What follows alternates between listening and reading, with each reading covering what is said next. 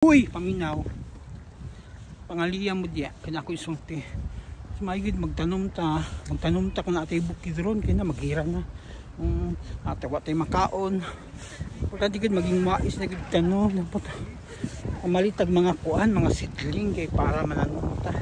Pa natay kuan. Asa mo tawag hala, dako lagi tubig din. Yung mga algae. Nakanao, mag waste water, agihan na sa kuan water district.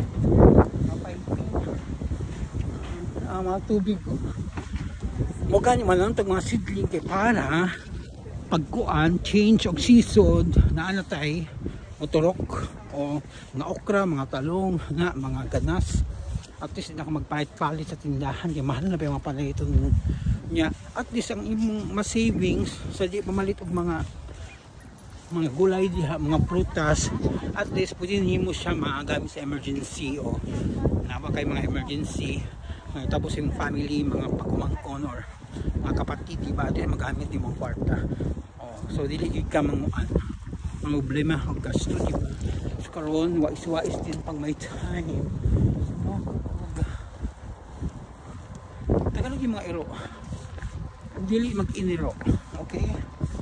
Bye-bye. Regards akong family, to Obal's family.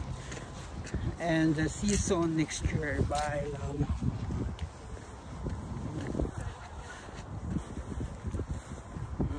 360 sana all.